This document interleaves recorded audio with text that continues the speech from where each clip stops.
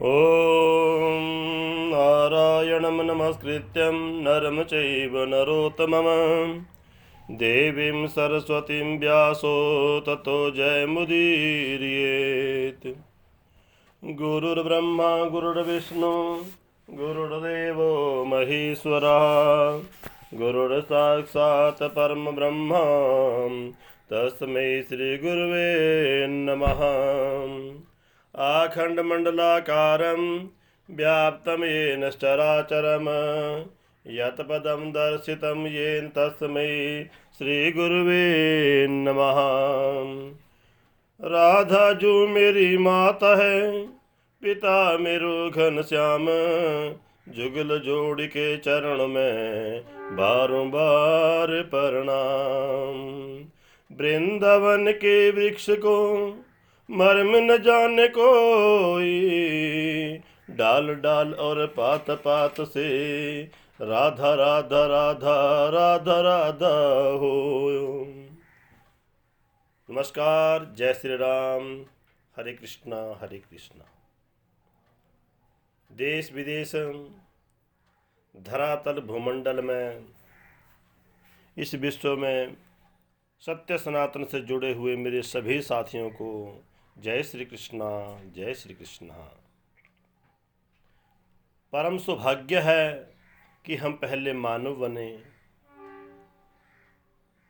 दिव्य सौभाग्य है हमारा कि आज हम सनातन से जुड़े हैं, हरि के चरणों से लगे हुए हैं।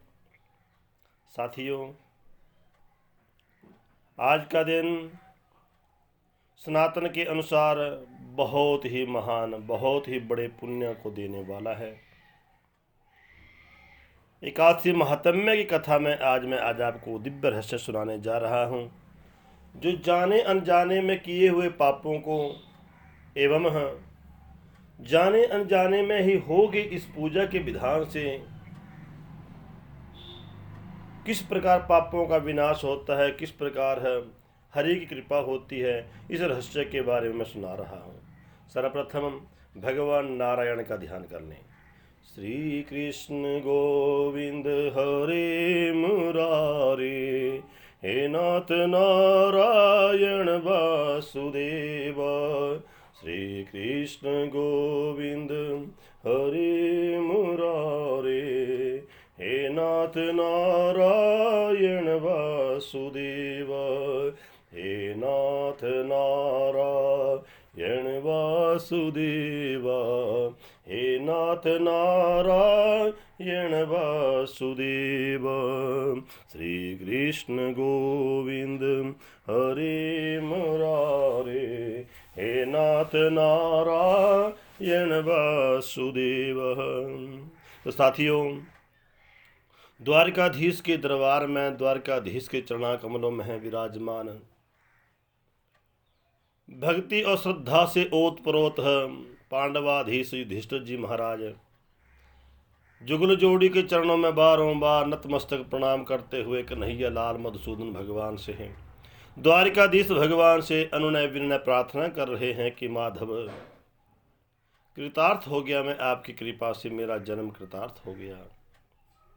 पूर्व प्रसंग में आपने माघ मास के कृष्ण पक्ष की एकादशी का महात्म्य सुनाया। अब कृपा करके आप मुझे माघ शुक्ल पक्ष की एकादशी का क्या नाम है, क्या उसकी पूजा का विधान है, क्या देवता की आराधना की जाती है, क्या सा उसका महात्म्य है। हे नारायण, हे गोविंद स्वरूप, हे आत्मस्वरूप, मुझे कृपा करके माघ के शुक्ल पक्ष के एकादशी का महात्म्य सुनाइए। तो नारायण भगवान कन्हैया लाल कहने लगे कि हे राजन, माघ मास के शुक्ल पक्ष की एकादशी का नाम जया एकादशी है। बोले जया एकादशी महात्म्य की जय हो। जो माघ महीने के शुक्ल पक्ष की एकादशी का महान पुण्य को देने वाली का नाम जो है जया है, अर्थात हर कार्य में, हर एक साधना में प्राणी को जय की प्राप्ति होती है। बोले कन्हैया लाल की ही जय हो। जय को देने वाली ही, विजय को देने वाली, संपूर्ण पापों को विनाश करने वाली है।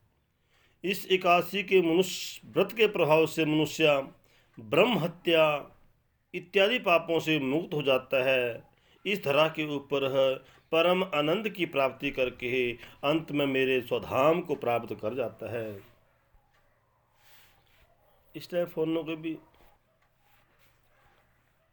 हे धर्मराज, परम पुण्य को देने वाला, परम शक्ति भक्ति से ओतप्रोत, संपूर्ण पापों को विनाश करने वाला, स्वर्ग को देने वाला यह महात्म्य है। इस व्रत के मनुष्य प्रभाव से मनुष्य कुयोनि अर्थात नरक योनियों से छूट करके, अर्थात भूत प्रेत पिशाच इत्यादि योनियों से छूट करके भी वो मेरे स्वधाम को प्राप्त कर जाता है। इस एकादशी के महात्म्य की मैं तुम्हें एक कथा सुनाता हूँ, पुरानी कथा इतिहास सुनाता हूँ, तो ध्यान से सुनो। सर्वप्रथम तो ये व्रत जो है मेरे धाम को, नारायण धाम को प्राप्त करने वाला है, लेकिन इच्छा अनुसार है, सदगति को देने वाला, संपूर्ण पापों को विनाश करने वाला है।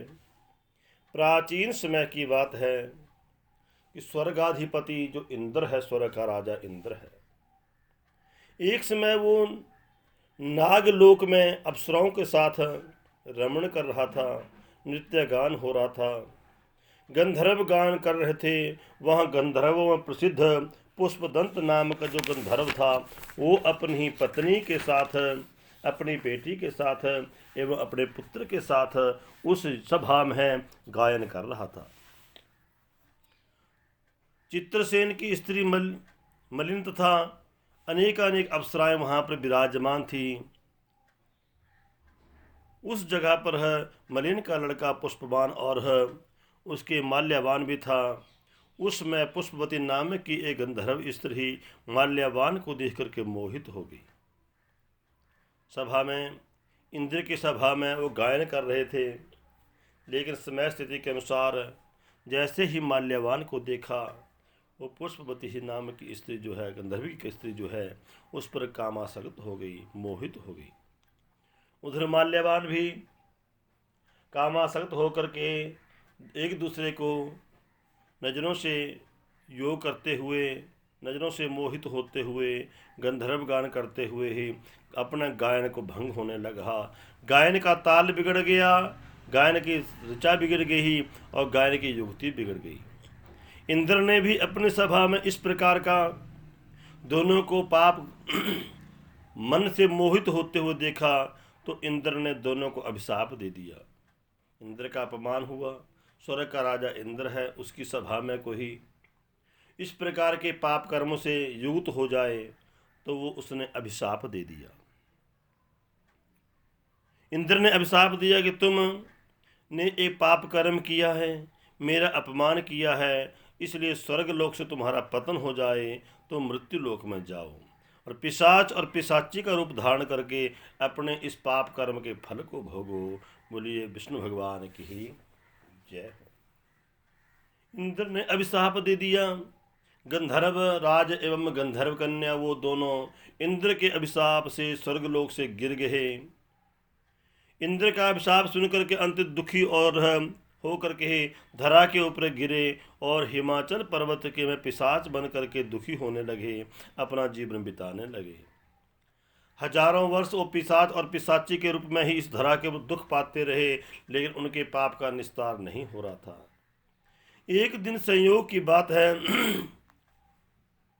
पिशाच और पिशाची दोनों आपस में पूर्व जन्म के पापों के बारे में विचार कर रहे थे।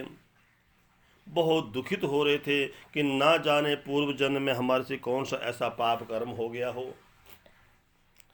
कौन सा ऐसा निंदक कर्म हो गया हो, कौन सा हमने गलती कर दी जिसकी वजह से हम इतना दुख पा रहे हैं। हिमालय पर्वत की इन कंदराओं में सर्दी के प्रहार से प्रताड़ित हो रहे हैं, इतना दुखित हो रहे हैं, ना जाने हमारी पास ये पिशाच योनि कब छूटेगी, हमारा ये शरीर कब छूटेगा। दैवयोग से एक दिन, उस दिन की बात है कि दोनों बार विचार कर रहे थे, दोनों आपस में विचार करते हुए, बातें करते हुए, कोई पाप नहीं किया। पिशाच और पिशाची ने किसी जीव की हत्या नहीं की। स्वास्थ्य विकार होने से, शरीर में विकार होने से ठंड अधिक होने से रात्रि भर भी वो भगवान का ध्यान करते हुए, भगवान हमें इस पिशाच योनि से छुटा दो, हमें इस नरक की योनि से छुटा दो, हमारा उद्धार कर हो, अब सहन नहीं होता। इस प्रकार दिन को भी कुछ खाने को नहीं मिला और रात्रि को भी दर्द सर्दी के मारे चिंता से व्याकुल होकर के हे रोग से पीड़ित होकर के उनका नींद नहीं आई और रात्रि भर विचार बातें करते हुए भगवान से का ध्यान करते हुए हे भगवान हमारा उद्धार करो, भगवान हमारा उद्धार करो। इसी प्रकार उन दोनों की रात बीत गई। साथियों, सौभाग्य की बात है कि वो दिन जो है माघ मास के शुक्ल पक्ष की एकादशी का दिन था। जया एकादशी का दिन था। दिन को उन्होंने कुछ नहीं खाया, रात को कुछ खाने को मिला नहीं, सर्दी के मारे बीमारी के कारण उन्हें नींद नहीं आई, जागरण हो गया। इस प्रकार उनका व्रत पूर्ण हो गया। दूसरे दिन स्वास्थ्य से विकार की चपेट में आकर के दोनों की मृत्यु हो गई। जैसे मृत्यु हो गई तो कहते हैं इंद्र के गण, भगवान के गण उसको विमान लेकर के दोनों को लेने के लिए आए। जैसे ही उनके लेकर के स्वधाम की प्राप्ति हो गई, स्वर्ग की प्राप्ति हो गई, तब जाकर के पिशाच और पिशाची ने इंद्र से पूछा, दिव्य रूप धारण करके है। दोनों ने इंद्र को प्रणाम किया। इंद्र ने भी उन्हें अपने प्रथम रूप में देख करके महान आश्चर्य हुआ। उन्होंने पूछने लगे कि तुमने पिशाच की देह के छुटकारा कैसे पाया, तुम्हारा कल्याण कैसे हुआ। इस प्रकार वो गंधर्वराज माल्यवान बोले, हे इंद्र, हे भगवान, भगवान विष्णु की कृपा से, भगवान विष्णु के कृपा प्रसाद स्वरूप और जया एकादशी के व्रत के प्रभाव से हमारा ये सब पिशाच योनि छूट गई, हमारे पाप की देह छूट गई। माल्यवान ने बताया कि इस प्रकार हमने एकादशी का व्रत हो गया, जागरण हो गया, भगवान का ध्यान हो गया और हमारे उस पाप शरीर का विनाश हो गया। निंदनीय वो शरीर, पापनीय वो कर्म से हमारा उद्धार हो गया। इस प्रकार आज हमें आपकी कृपा से, हरि की कृपा से स्वर्ग लोक में स्थान मिला। तो भगवान कहते हैं कि हे युधिष्ठिर, हम जया एकादशी का व्रत करने से समस्त कुयोनियाँ छूट जाती हैं, पाप की योनियाँ छूट जाती हैं, नरक की योनियाँ छूट जाती हैं। जिस मनुष्य ने इस एकादशी का व्रत धारण किया, मन में भगवान को, हृदय में भगवान को स्थान दिया, भगवान का भजन किया, एकादशी का व्रत करने से, भगवान का नाम लेने से है स्वर्ग सहस्रों जन्मों के पापों से मुक्त होकर के है स्वर्ग लोक में निवास होता है। अंततः उन्हें मेरे सानिध्य की प्राप्ति हो जाती है।